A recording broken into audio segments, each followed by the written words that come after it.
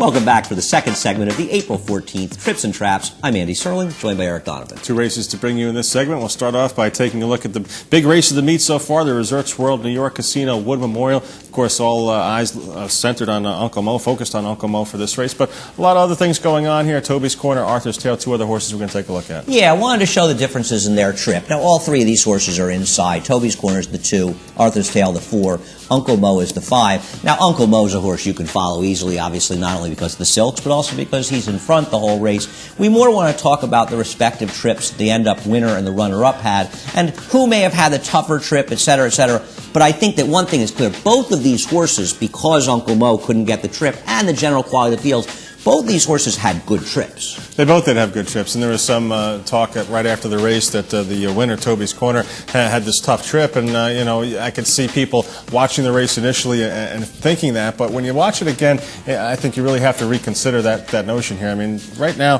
Toby's Corner is tucked away, down on the inside, saving ground. He looks pretty comfortable doing it. Yeah, he might have got shuffled a half a length there or so, but you know what? He's got plenty of time to get back in the race. Just in front of him is Arthur's Tail, and of course, up front, Uncle Mo setting it on his pace. All horses have incidents that happen to them during the races, which may cost them a foot here and a foot there and an inch there and an inch here. It doesn't really matter. That's not what you should ever be focusing on when watching races. What's interesting about this race is the pace has slowed down so much. I mean, look at the field.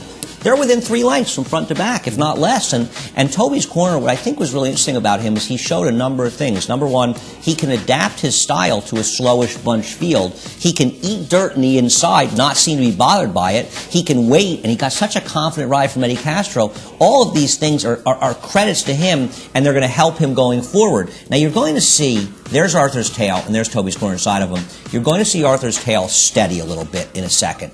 This prevents him from getting an absolutely perfect trip and may have cost him the win, but don't think it was anything major.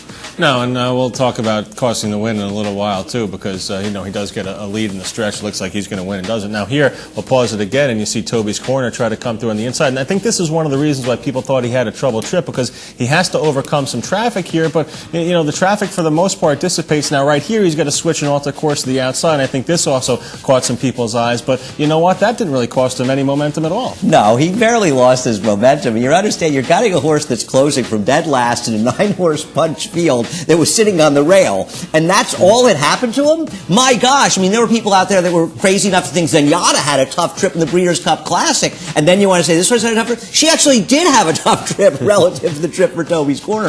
I think it's terrific, though, how Toby's Corner was able to sort of regather himself. Arthur's Tail feels like he kind of hung a little bit when he got the lead. He's just kind of green, but he's also, both these horses are moving ahead at the right time. And I think what you said about Toby's Corner is very accurate and is going to be a big help for him in a race like the Kentucky Derby. He's shown that he can rate, he's shown that he can eat dirt, he's shown that he can close, and you know, those are all things that in a big field, when you're coming from off the pace, you need to do. Yeah, and he's also a horse that was able to be agile enough to, when he had a smidgen of trouble, he never did steady, and some horses might steady behind. Eddie Castro really rode him well. He has such confidence in him, but there's a reason that Toby's Corner just, he sort of moves effortlessly, not the way, unlike me trying to say that word. Now, the problem is he may not be good enough to win the Kentucky Derby, though judging by the horses that are left here, he may be just about as good as anybody. Yeah, I mean, I don't see, I forget what the exact buyer figure was, 94, 95, something like that. I mean, that's right there with pretty much everyone else in the field. Exactly. So how is he not good enough to win? I mean, unless the Factor comes up with this huge effort, you know, this weekend at Oaklawn, I mean, his numbers are right there with everyone else. I agree. Only the Factor's ahead of them at this point. Unfortunately, Arthur's Tail has a splint. We may not see him for a month or so, but he'll come. He's coming along the right way, and eventually he'll get back together. As for Uncle Mo, I can make no excuses for him. His connections really make no excuses for him. No, they just hope that he's better next time out and gets a couple works over the strip at Churchill Downs. And, you know, if there was anything small going on with him on Memorial Day, maybe he'll get over it and maybe he can improve a little bit. But certainly, you know, it's amazing to see how quickly people jump off the bandwagon. You know, he wasn't the old Nick Zito quote. He was third, not 13th. But you know, he was a bad third.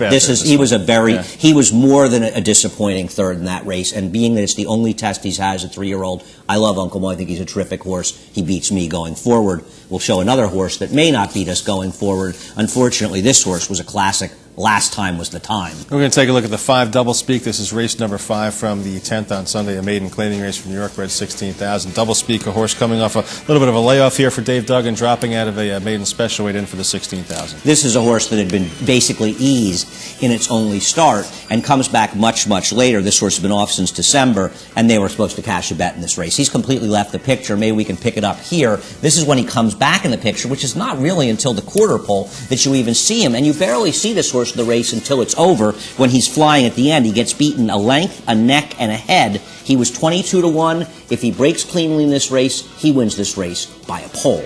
Yeah, I'm surprised he actually went off this price, because in his debut he was 8-1. I know it was an off-the-turf race, but you figure he took some money in there. Someone must have thought he could run a little bit and got a little bit dismissed here, and went off 22-1. But I mean, you don't see him on the screen right here, but when there he comes, right there. He just missed, he missed the second spot by about a neck there. Yeah, double speak was a tough beat if you bet him in this race, because he was supposed to win. Next time he runs, if he runs against similar competition, a clean break, I don't see how they possibly beat him.